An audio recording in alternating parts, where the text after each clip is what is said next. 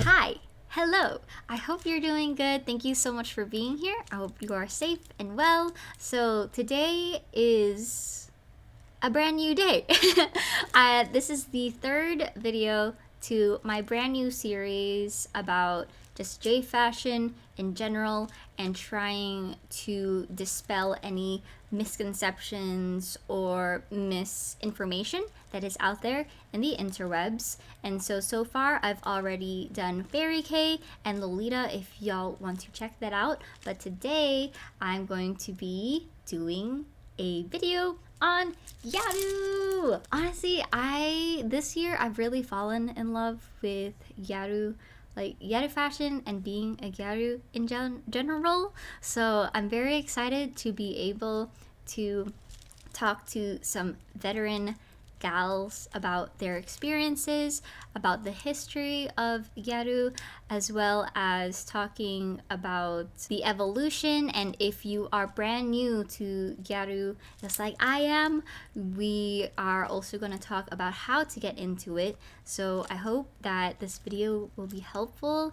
I'm so excited for this. So let's get into it. All right, so I'm here today with Chris and with Shiena. So today, the three of us, we are going to be talking about Gyaru.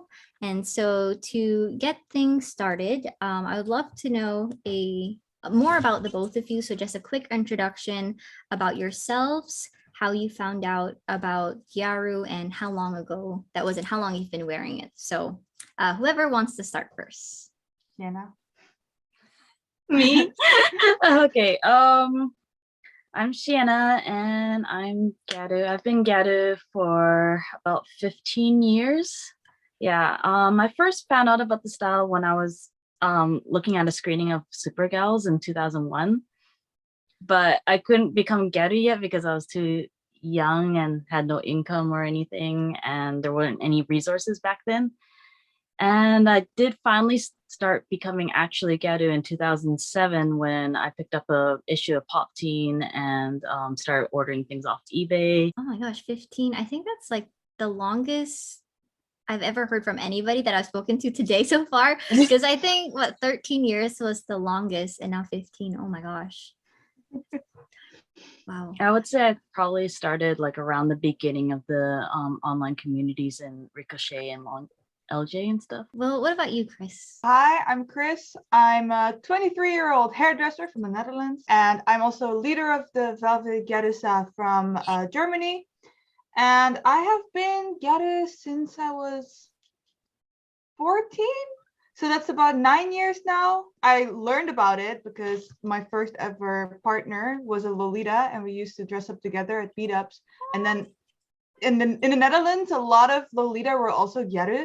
And so when I saw them wearing Gyaru, I was like, that's it. I need to be that. What is that? And then I started reading JoJo's blog posts like way back in the days.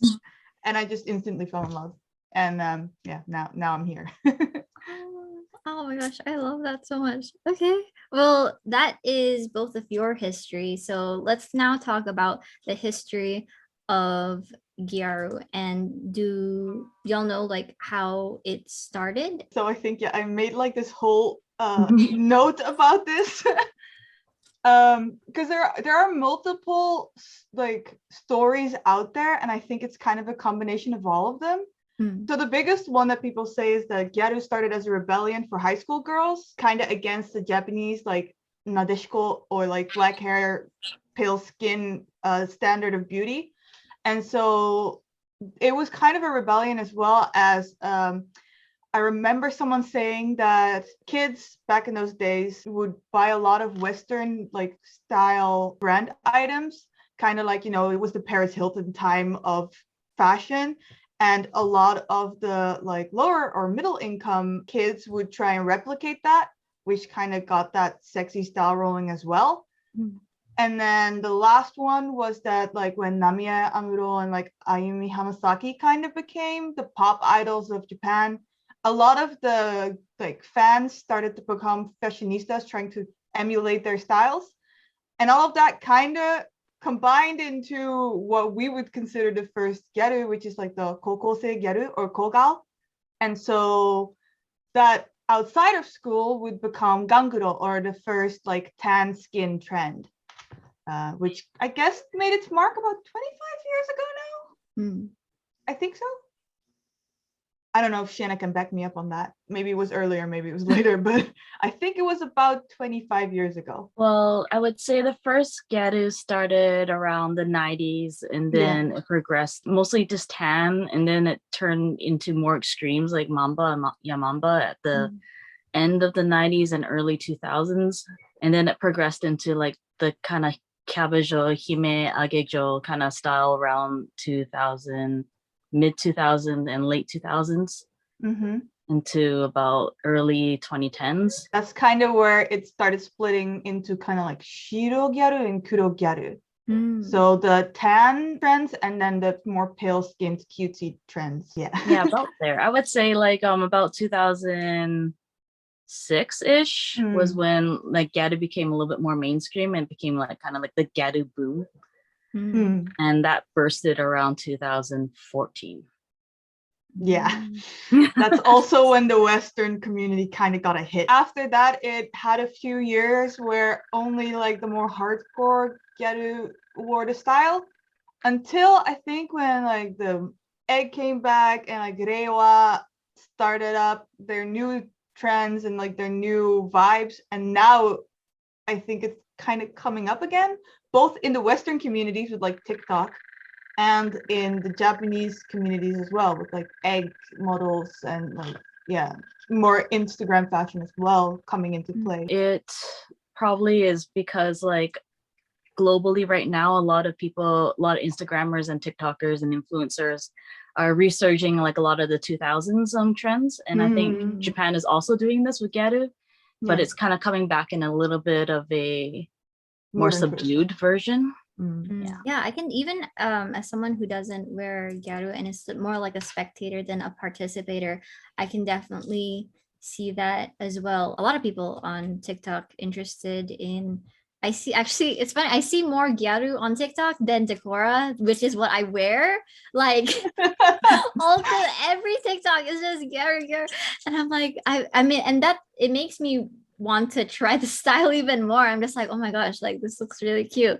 But that's actually really a funny thing that you say, because Gyaru, people see Gyaru and they think it's only kind of like the more styles that we are now sporting, like very typical like Japanese Gyaru trends, like more of the like Mars, Agejo style, and or the more egg tsuyome type of styles.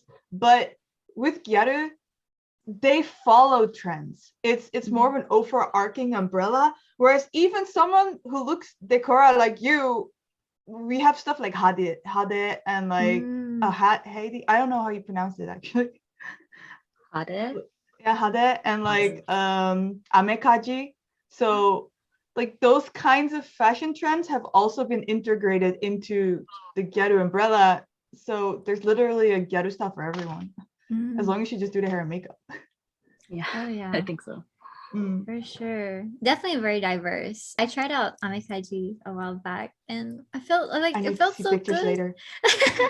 Like, oh my gosh. It just felt really, because I've tried other styles. Like I've tried like Sweet Lolita, Gothic Lolita, VK. It like I felt like an alien, like, you know, wearing a human skin or something. But then when I wore amekaji, I was like, this feels good. Like what? Like I feel like me. So that was very interesting, trying that out. But we did talk a little bit about the evolution of Gyaru, but what would you say is like the biggest difference with Gyaru from when it started in the 90s versus now in like 2021? I'm actually curious to hear Shiena's answer on this, because she lived in Japan for like a big part of that section. So she saw it firsthand, like that shift going in. It's kind of hard to pinpoint because what happened was I wasn't there for the 90s. Yeah, of course. But I was probably there not even born. starting in I was there during the mainstream boom when it became like really mainstream, and the Shiro Gyaru and like the big hime style was in, and I guess I never left. But so back in the day, it was like we didn't have smartphones and it was very analog, and Gyaru in Japan was very I don't know, we had a lot of ghetto circles back then, and it was very community based, I would say. But then I think nowadays, I think there are more people who are like individually ghetto and they're kind of separate. Style wise, I would say now is a little bit more subdued than it was before. As with like most of the subcultures and like globally, like back when scene and goth before are a little bit more crazy than like scene and like kind of e-girls nowadays, I would say. Yeah. I think as time progresses with fashion as well, it starts becoming more and more polished. I would say, yeah, polish would be the right word. The makeup, I would say, is cleaner. There's definitely cleaner. Unless you look at some of the YouTube videos. Yeah, it's cleaner now, and I don't know. I think maybe it moved on to more aesthetic than lifestyle. Yeah, that's kind of what I wanted to talk about as well, is whether Gyaru is it accurate to say that Gyaru is an aesthetic, or is it more of a subculture and a lifestyle? Like, what are your thoughts about that? I think it's both.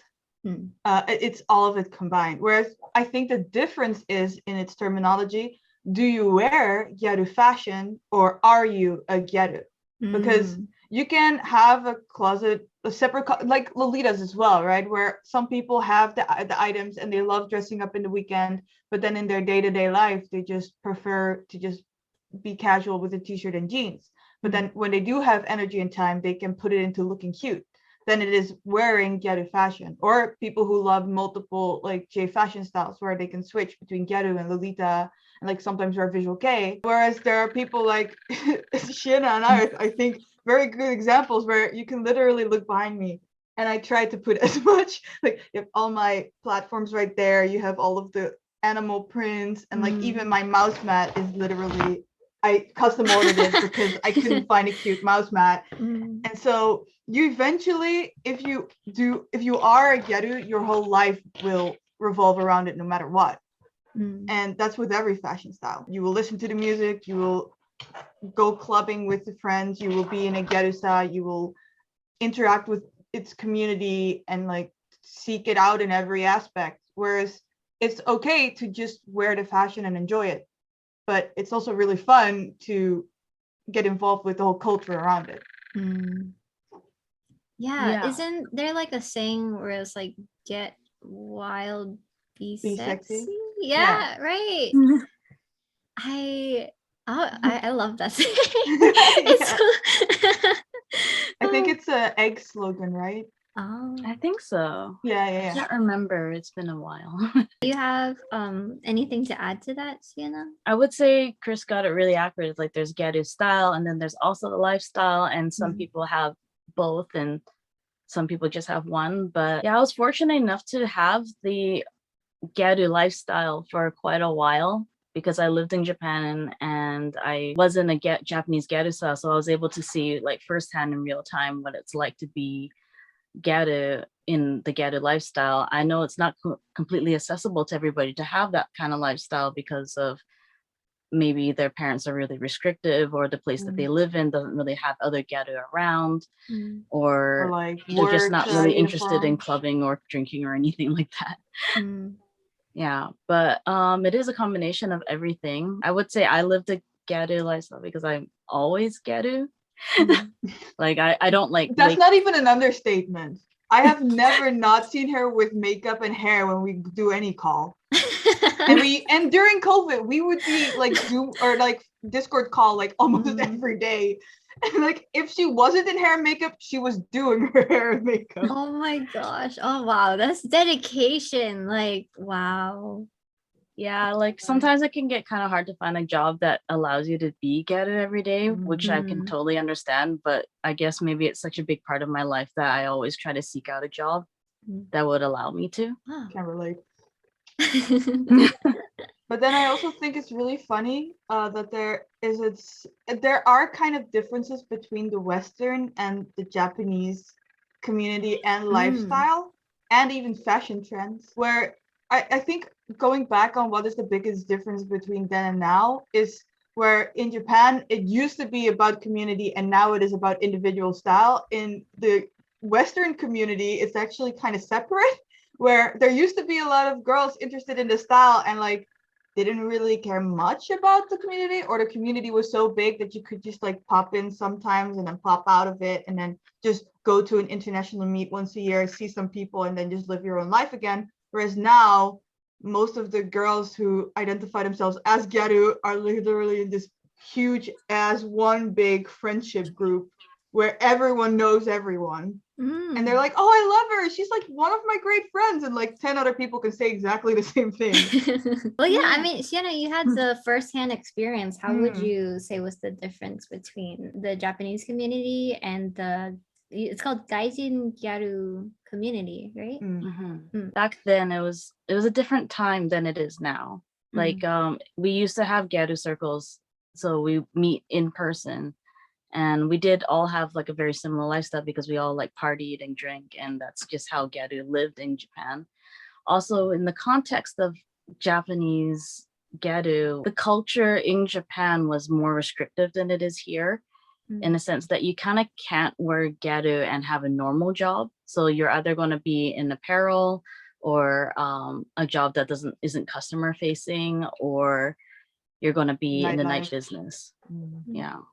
So it would kind of push you to have a Gyaru lifestyle if you want to become Gyaru, stay Gyaru, because you're kind of forced to be in those that kind of lifestyle, whether you like it or not. Because like, as I said, you can't be Gyaru and have a normal job in Japan. So going back a little bit to a bit of like Gyaru history, would you say that Gyaru is influenced by California girls? So like tan skin and bleached hair.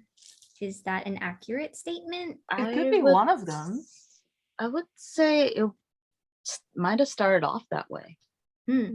I can't really say for sure because like a lot of the resources from the 90s are kind of lost because it was before the age of the internet, Instagram kind of influencer era. Yeah, we did talk a little bit about like Paris Hilton earlier. Yeah, it's one of the theories out there, which I think do tie into it, because I think in one of the books about J fashion culture as a whole, they also mentioned, like how girls in high school would like, you have the uniform and so you want to flaunt in other aspects like designer bags and like flaunt your wealth in one way, which if you try and emulate that style of designer with like more of a lower income, then you're gonna kind of look like what Kogal would look like.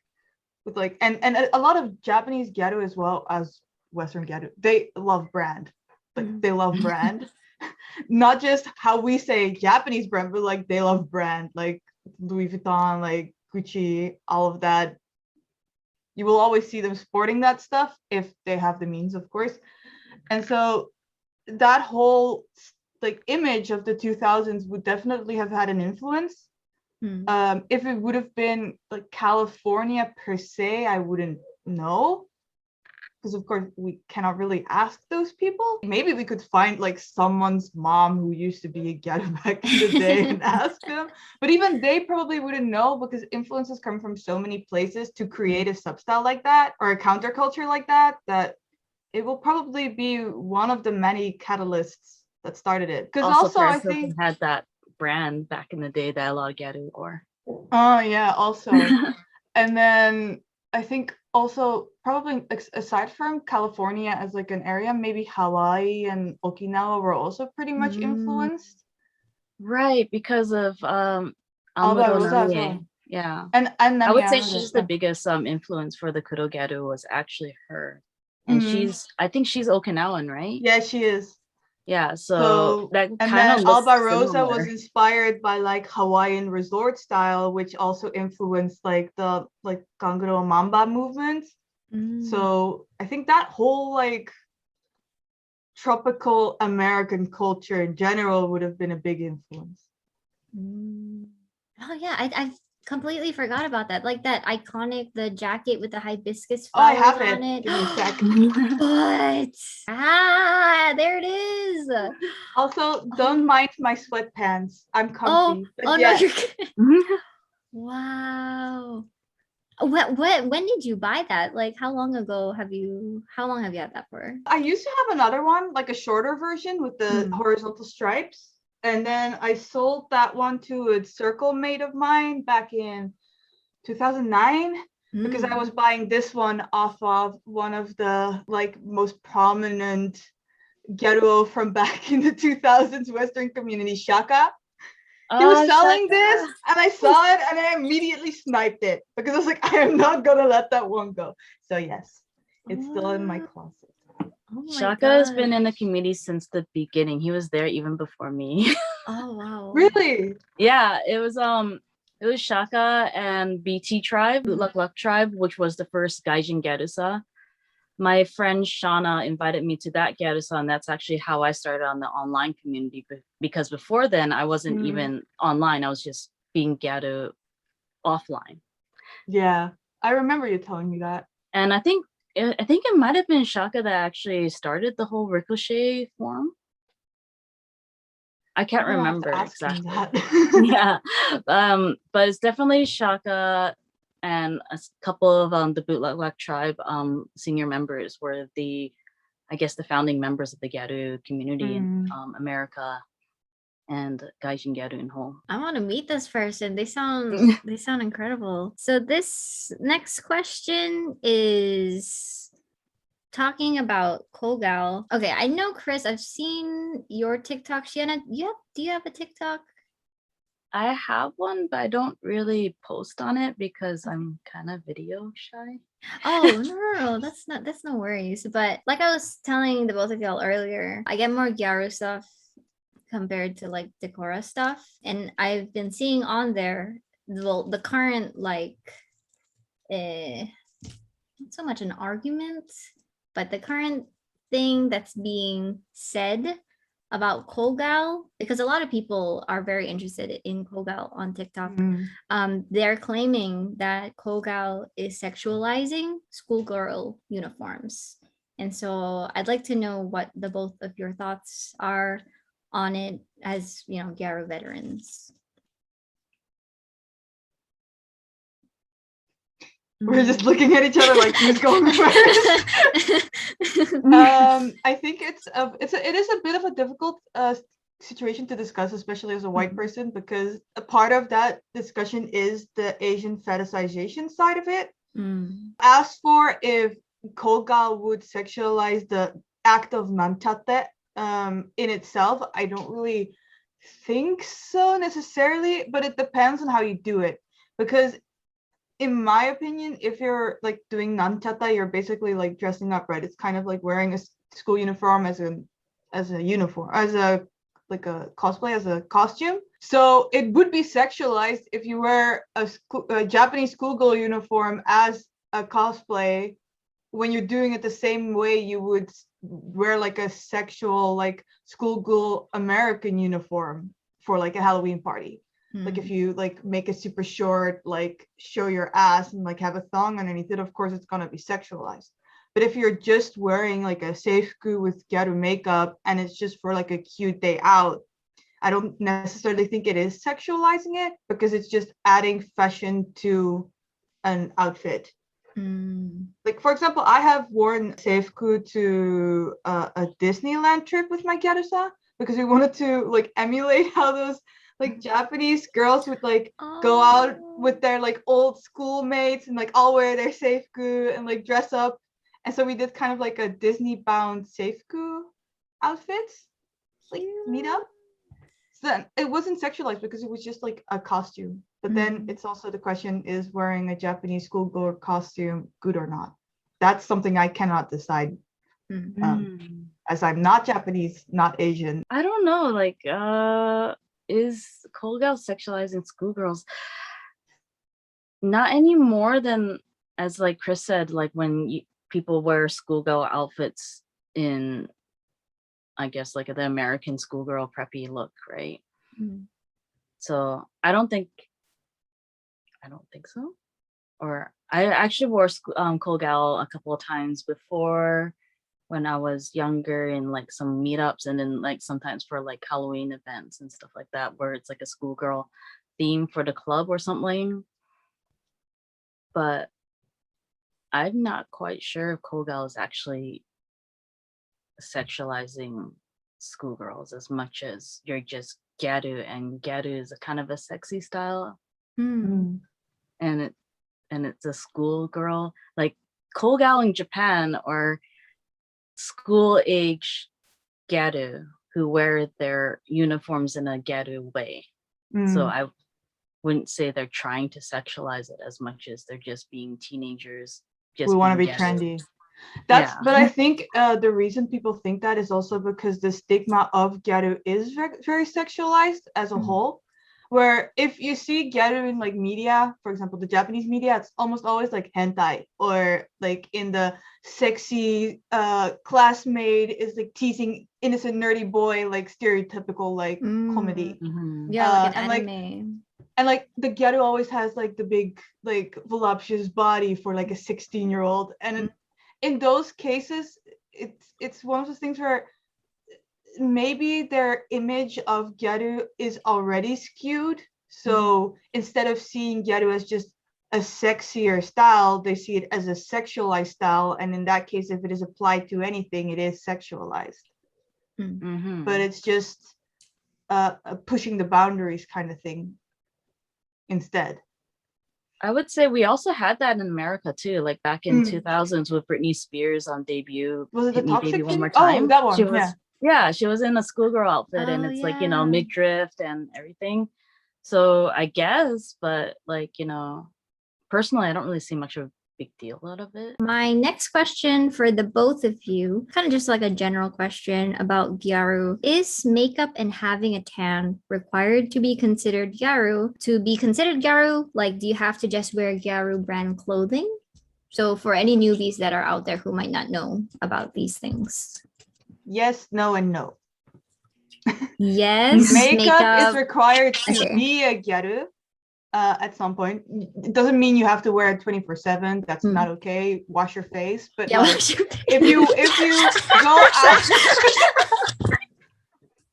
Sorry. No, I really, felt that. No. I needed to hear that.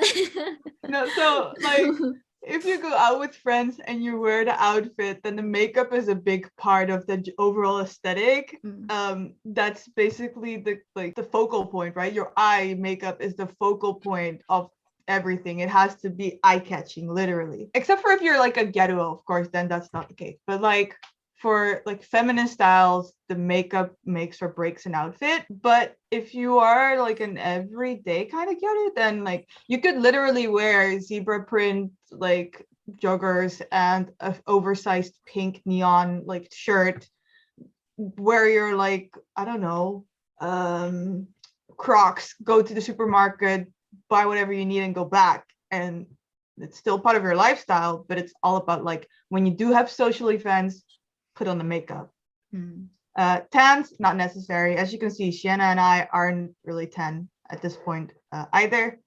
It helps a lot in the overall aesthetic if you want to look super, super gal, or if you do like more old school styles. And brands, I mean, not really necessarily, unless you really want to go for like the extreme stuff. Like you cannot really find a dupe for this, you know. So that's a flex right there with the jacket. Just my wardrobe used to be an even bigger flex, but I downsized it a lot, especially because I don't really think it's necessary to own like 70% Daya clothes. I'm actually enjoying stepping away from brands because it gives you way more creativity. I always say like dress what you like if you can find something local. It's not always possible though. I also like mix in with different styles into my Gyaru, but I think what makes me still Gyaru, even if I'm wearing like more of a Harajuku style outfit, would be it is the hair and makeup. And I think you're really good at that. Those two things are like the main focus, I would say, because I do wear LARM clothing sometimes, like, or what is it called? Ryosan or Yami Kawaii styles, and sometimes even Fairy K brands. and like mix in with some VK brands and some Lolita brands. And I like to experiment a lot with style because like I love fashion. And I even wear sometimes Western high brand or Western regular Zara clothes sometimes as well. So yeah. Zara has a lot of good stuff. Yeah, I have like this leopard print blazer that is so Gyaru, and I got it from Zara. And then also like high brands like Versace and brands like that also work in well with Gal because it's got that gold and black look that emulates a lot of the Gal clothing as well. Shiena also has a lot of those. So I really want to get some of their stuff, but I don't have that money. So I would say the clothing is not that important as long as you get the feeling, like the vibe of Gyaru, because I guess it wouldn't really look Gyaru if it was like super plain and covering. Like modest. I think the cuts are very important. Like oversized hoodies can especially look really cute in Gyaru, but it's always in the cut. Like shorts are Gyaru, but they need to have the right length, because if they're like an awkward length, they don't really look stylish. Or if you have a plain t-shirt with just a print like I'm wearing right now, you could easily find something like this in those Turkish or like Chinese fashion stores. But it's about having like the open cut and like the tight fittingness and all of that makes it more of like a Ghetto style. So I for like the European Ghetto, I don't know if all of these stores are in America and Canada as well, but I love going to Primark in the summer because they have a lot of like hibiscus prints and like summery dresses and all of that, like super high color. I always love Bershka because they have very cute, like more modern takes on it, kind of like the e-girl style, but if you go for the more sexy items, they look really good. And then I also love Zara and like H&M. Sometimes they have cute collaborations. Yeah, same with me. Like I still have a lot of Gyaru clothing because I was there, but now that I'm in Canada, I do mix in with other clothing, like brands like Moschino and Versace, but also slightly cheaper brands, but not like that cheap, I guess, because things are really expensive here for some reason. But like Ted Baker, Sandro, also, and Self Portrait has very like kind of Gyaru-ish silhouettes for like the girlier styles. Zara and H&M also have some cute stuff here and there, but it's like kind of a hit and miss depending on the season. Like there was like this time where Zara had like this leopard print splurge, and that's when I bought a bunch of stuff. And then with H&M, they had the Chupa Chups collaboration, which was really like, it had like that schoolgirl sweater, and it was, I saw like, you wear it. It was amazing. So yeah, I would say like you can mix, like I would say clothing. You don't have to have Gyaru brand as long as you have the styling of the Gyaru, which would be a lot in the makeup and the hair and the general vibe of the fashion. Like one thing we always say to girls who are newer and who might not have the money to just go on Mercari and like Frill and like buy all the secondhand items is take the magazine like prints or scans that are online, or even go to the Instagrams of girls you like, look at their outfit, see what they are actually wearing. Like, is it just a t-shirt, or is the t-shirt cut a specific way? Is it just a pair of jeans, or does it have something that gives it that extra little oomph? And then also just a general like styling silhouette. If you can find dupes of items you really enjoy, then you will eventually buy or like have an outfit or a wardrobe that fits you. Like I find a lot of my stuff on AliExpress because I look at an Instagram picture, I think that dress is hella cute, and then I go, but what is it? It's a black tube dress. It has like leathered accents, or like maybe the outfit has more like, I don't know, lacy details in it. And then I go on AliExpress and I type in all of these search words, and you get like some things that are not that great, but then some things that are like, I found exactly a good dupe for this. That's great. I also like to supplement some of my cords with like AliExpress stuff. Like I found this really cute holographic pleated mini skirt on AliExpress, and it like looks really good with all the kind of more Harajuku style, but also Gyaru style. So if you're starting out, I would say get the makeup down right. If you get there, you're already halfway there. Yeah. And to like fail in the clothing department would be to completely go the opposite of the gal vibe, which would be to be modest and plain. For the both of you, are there any other misconceptions or misinformation about Gyaru that piss you off that we haven't already spoken about? Let's get us started. Chris? First of all, terminology. One of the biggest pet peeves for all of us is when people say that Ganguro is blackface. Like, sure, there are people who have done it like that, like Bigal, like Bigyaru is kind of like that's Asian, that's blackfishing. We don't touch that. But they say, oh, Ganguro translates to blackface, so it is blackface. And it's like, no, because if you actually knew Japanese language, you know that there isn't a word for tan. It's kuroi hada, or black skin, or it's hiyake, which is burnt skin, like sunburn. So there, you cannot really push the limits of a language to like go into your narrative. Where yes, there are girls who like have worn like ganguro or like mamba, and they like completely change their skin color, and then you're like, that's not really okay. That's like pushing the line. But being tan in general should not be considered that, in my opinion. Like, at least in that case, have like your facts straight before you attack a fashion style. Got that out there.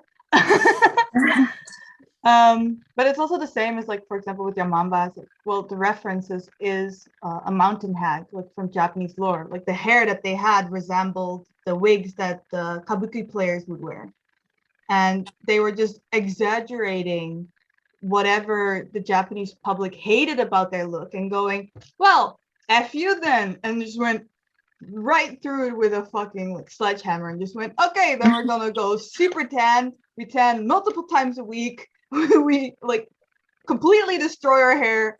We will look like something that you would never want to touch with a stick. Just leave us alone. And they basically just did that. Like, yeah, people would leave them alone and just like walk around them with a big circle. So that's one of the things that I personally think is big misinformation out there. On one of those topics, like a lot of people say, like people are blackfishing to gain clout. Like the reason why people blackfish is to gain clout on the internet. But then if you're given the context of Gyaru, being dark skinned is a minus in Japan. Like you are not, you lose clout, I guess. You lose popularity by being tan. So it's not the same. But I guess like the misconception that I don't really like is the stereotype of hypersexualization. Like the way anime portrays Gyaru is really annoying. Definitely, yes. And I guess it's not just Gyaru, but J fashion in general. I hate it when the public thinks it's cosplay.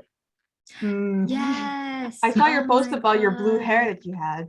We were like, yeah, I had blue hair just until like a couple of weeks ago, and I just got really sick of the cosplay comments. I know they don't really mean any, like they don't mean bad by it, but I just don't really want my look to be credited to a disembodied mangaka.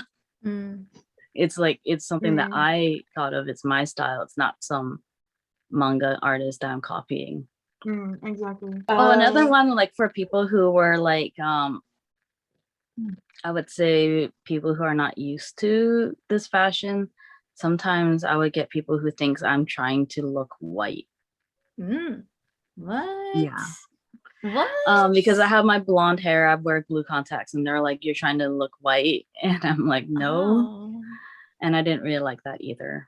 That's very odd, because I've also heard that people who wear gyaru, like if they don't like look Asian, that they're trying to Asian fish. Like I've been seeing that a lot. Also, Asian gyaru getting told that they're Asian fishing, even though they're like Vietnamese or like Hathu or. I got that too. I got it. Yeah. There's a lot of those. Where, like, it's one of those things where eventually I just sit there and I go, so we are it's an Asian girl trying to look like a white girl, trying to look like an Asian girl, trying to look like a black person, trying to look like an Asian person, trying to, and it's like eventually just like circles around, and you're like, so what is it then? What is it? I got also like that happened to me online as well. Like one time I got into a disagreement about something. I can't even remember what the disagreement was on, what it was, but because I disagreed with her, she says like, oh well, you're one to talk, you're a white girl trying to be being an Asian anime girl. And I'm like, What? I was like, what? I was like, let me call my Chinese mom. Hey, how did you make a white girl? How did that happen? It's confusing. Like, yeah. I think because Gyaru as a fashion takes influences from both like Asian culture, Black culture, and like Westernized culture, and all of that, it becomes this like hot like brewing spot for all of these tensions. And I think Yaya will. I'm going to assume Yaya had really good stuff to say about this because she's also like a Black girl in the like Ghetto community, and she always has really good takes. Oh yeah, actually we have a Discord server for Gyaru, and they're gonna do a Gyaru month. I believe they were going to hold like a seminar about like BIPOC. How do you say that? Oh, BIPOC, BIPOC. Yes, about like their influence in the community and like what all of it means, and like going more in depth about like how important it is to be outspoken about these things. Let me look up their name, by the way, because I feel bad that suddenly. Oh, Sonder, that was it. Oh, Sonder. Yes, Sonder. Sonder and Yaya are gonna talk about that. So I'm really looking forward to that because I think it is very important to talk about. But it's one of those things it's important to talk about inside of the community because other people see it. But it's also very difficult to navigate these topics when we are just trying to enjoy our fashion and lifestyle, and people who haven't educated themselves try and join the conversation. Which props to them for trying to be the better person, but it does kind of get very difficult to navigate the space like that. So it's kind of like this double-edged sword. But also on the topic of those kinds of things in general, I feel like there's this big misconception about the Ghetto community that all of us are just like bitchy assholes. Whereas, whereas, really? Yeah, like I've heard, like, for example, Lolita communities go like, oh, ghettos, they're always so bitchy, they always have drama, they're always so loud and obnoxious, and like, yes, we are loud and obnoxious, I can say yes to that, but we're basically just very direct, and that's actually why I prefer being ghetto, because I can literally just speak my mind, and people can either agree or disagree, and we say it to each other's faces instead of saying it behind the back. Like if I have an issue with person A and they're friends with my friend person B, then I'm not gonna go, oh, person B, I don't like person A. You should never invite them to a meet of us again. I just go, hey, person A, we're gonna be at the same meet. Like I know you don't like me. I know I don't like you, but like let's just like tolerate each other and be like civil about it. And we can actually like discuss these things openly because the community is so loud and outspoken. And as far as I know, the people that I interact with actually prefer that, and they don't really care. They're like, okay, yep, that's fine. Like, let's just deal with it like that. And it makes for a very like less tension. But I get that for outsiders seeing us bitch at each other like that, like your makeup really needs to improve on this, this, and this, and this. I say it because I love you. I say it because I want you to do better, but it needs to improve. Like, let me help you the next time. And then we are always just like, oh yeah, okay, let me note that down. Whereas in other fashions that would be considered rude and going, I didn't ask for your opinion. We just say, well, opinions, you can kind of expect concrete to happen unless you ask for it not to happen. Right. When I was in Japan and in the Gyaru circle, that's exactly how we acted as well. Because Gyaru, in the context of Japan, it's the opposite of what is idealistic of a Japanese girl. So instead of being quiet and demure and polite, we're loud, casual slang spoken, and we're really direct. In like Japanese culture is indirect as of default, but being direct is very Gyaru.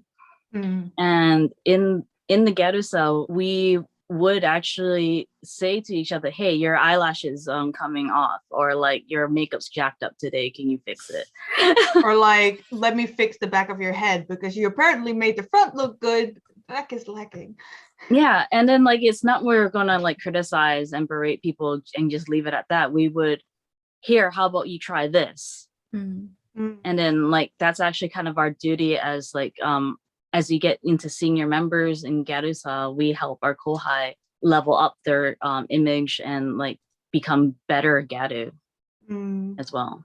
I like that. Even if I'm not Gyaru, like just in general, if my eyelash is falling off and someone did it, like, you know, my friends that I was with didn't tell me that, I'll be so mad. You know, like I'm taking pictures and then afterwards I'm like, you saw me like this and you let it happen. Why didn't you tell me? But I love that. I remember this one scene where Shiena and we were meeting up with another friend of ours from like Black Diamond, Kei-chama, and we were like, your hair doesn't really look quite right. And she was like, oh yeah, like I slept in this. We immediately went into the bathroom of one of like, I think it was the Abu Abu like mall, and Shiena had to like stand behind her trying to like re-tease her hair. But Kei-chama was so much taller that she was literally standing like this. Yeah, we have a picture of that actually. Oh my gosh. So yeah, like those kinds of moments are very, very normal. Yeah. The Ghetto community is pretty, like, I don't think we're bitchy at all. Usually the people who are like sneaking behind people's backs and saying mean stuff are usually not outsiders. Part of the yeah. Usually not our prominent members and not like our long-term members. Is usually whenever we do find out the identity of one of these people, is like, who is that? Who is that? That's also one of the things where community is key, because I can also understand that for girls who are newer, they go into the community, and like I really want to stress this, especially because I've been like hearing about it with the newer girls coming in, and like I moderate a lot of the platforms. It's like if you do feel like the community doesn't communicate in the way you want, most of us would just say like suck it up and just deal with it because that's just how it is.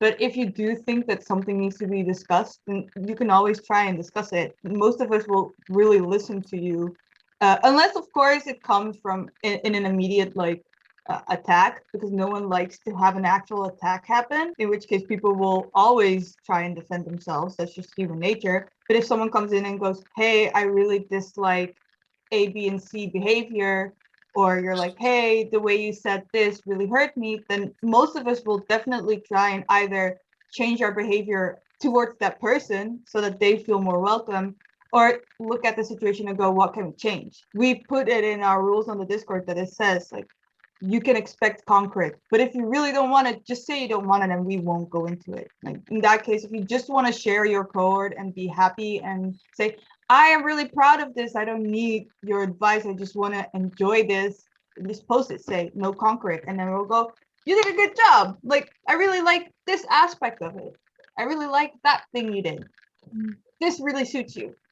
And in that case, it's your journey to go through. But since this is the status quo, we just kind of follow it, especially if you've been in the community for like 9 or 10 or more years, like 15 years, you're so used to communicating with everyone around you in this way that it kind of falls through the cracks sometimes. Once you do notice that someone dislikes it, it's always like too little too late. Yeah, I think that's also because like the beginning of the Ghetto community online, we didn't have like all those online resources back then, and so all our Ghetto information came from import magazines and people who traveled to Japan and firsthand experience the Gyaru lifestyle, and they'll bring back tidbits of information from there. And because there were so little resources, we all try to navigate help each other navigate it ourselves, and we try to I think we can do it this way, or this way makes it kind of, I guess, maybe analyze the style and then figure out how to make it more Gyaru, because we didn't have the resources that we do today. And I think that kind of carried on throughout all the years. I think Lolitas watching this video will probably understand that as well, where especially back in the days, creativity was kind of left to the side, and it was about being the best at what you're doing because there was so limited information. So all of the peer input from the community around it kind of maybe warped or maybe over exaggerated a lot of the aspects, and it left out a lot of the creativity. So I'm actually happy that creativity is getting put into it again, but that also makes it difficult for us veterans of the style to go, I'd have to let go of some of the things that I thought were deciding factors as well. So it's a progress for everyone involved in that case. 5 years ago, when the boom was over and there was only a small knit community, it had a lot of inside trends, and so everyone kind of started looking the same and doing exactly the same, being inspired by each other, just kind of created this vacuum effect where it was this definitely isn't Gyaru, or that doesn't feel like Gyaru because it's not what we know. So we were kind of just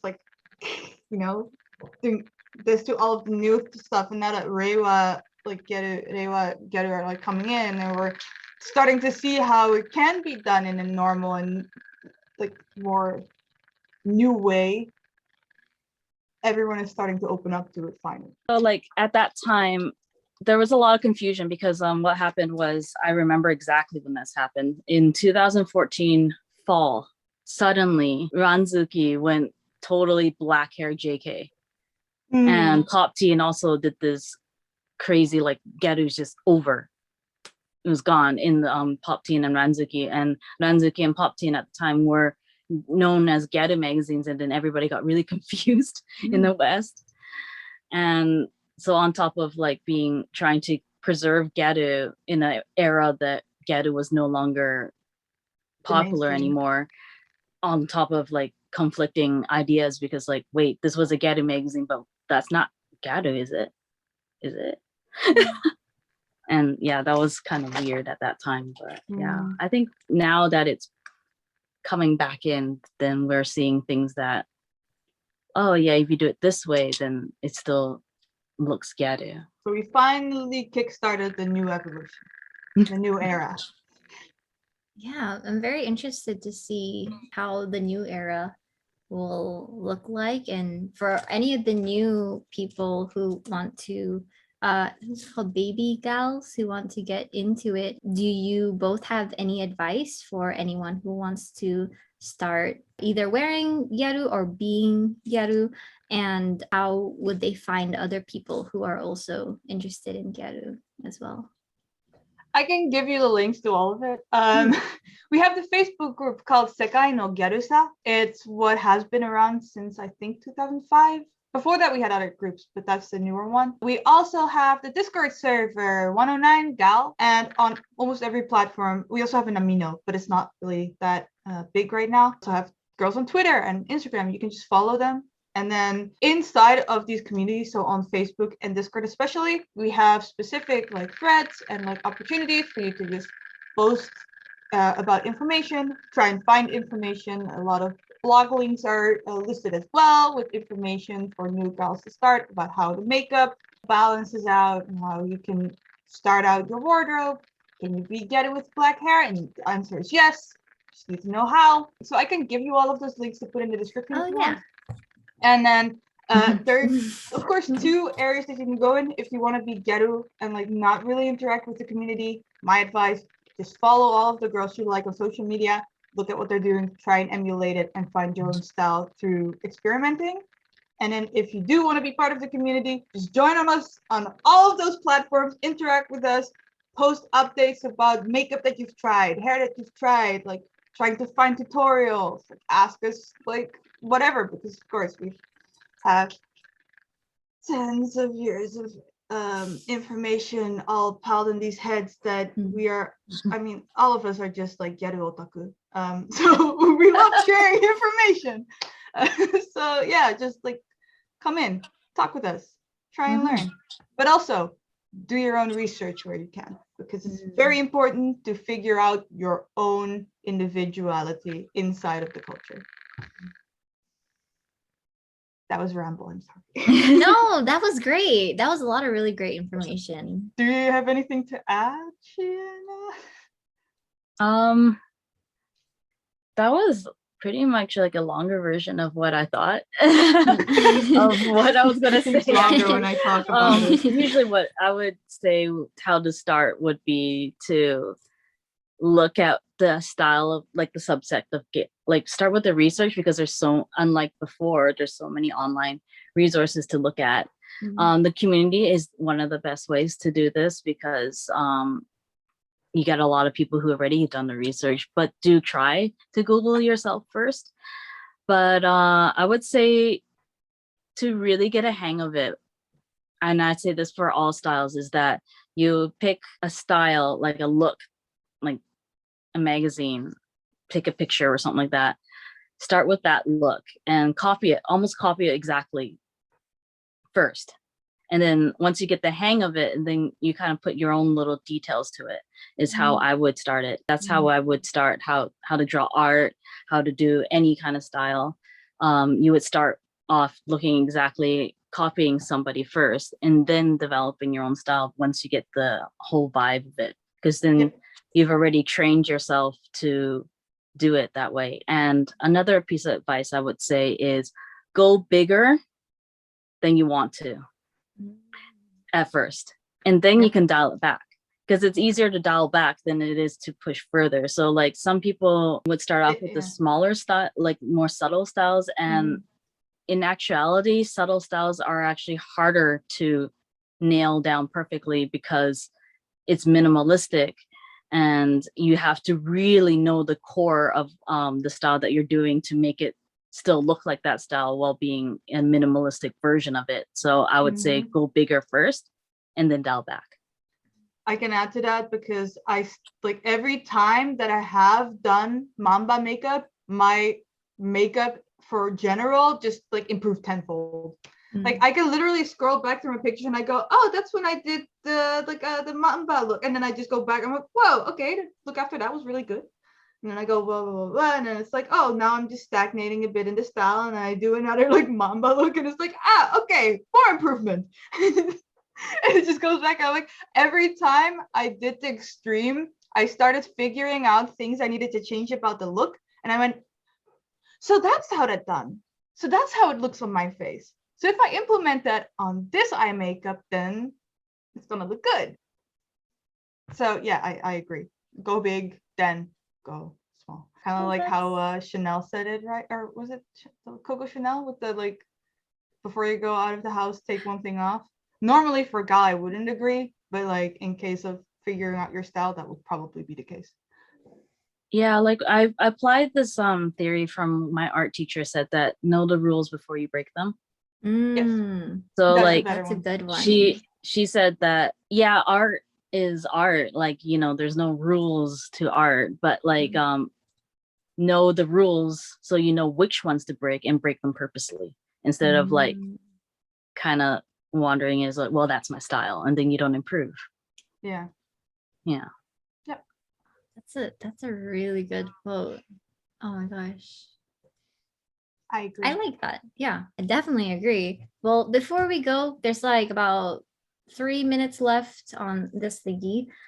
Do the both of you have any last words or anything that you would like to promote? And I will also, you know, like I was saying earlier, link everything down below. So social medias, any events that are coming up that you would like people to know about? I have a few. Well, first of all, Discord server, join it. Facebook group, if you have Facebook, join it. My Instagram and Twitter are @_lamian with 2 N's, and on TikTok it's with 3 LAM. MIANN, extra N for TikTok.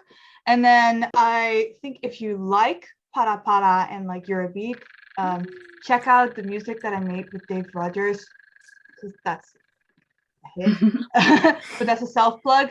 And then also for those who do enjoy international meets, Luxembourg 2022 date isn't exactly planned, but it's supposed to happen in August. So look forward to that. Yes. I'm only really active on Instagram and Facebook, so just follow me on Instagram at Ningyo-sama, and that's it for me. Oh yeah, also check out magazine Pampion. It's a great resource for Gaijin Gyaru. We have tutorials and little translations of blogs and everything, so check that out as well. I love that magazine so much. Thank you both so much again for your time, for your knowledge. It's right there. There it is. Oh my gosh, just like that's from Queen East meeting in the UK. I want to go back. Oh my gosh. Well, yes, thank you again both so much for everything. And all right, thank you. Yay. Bye-bye. Bye. Bye. Thank you for having us. Thank you.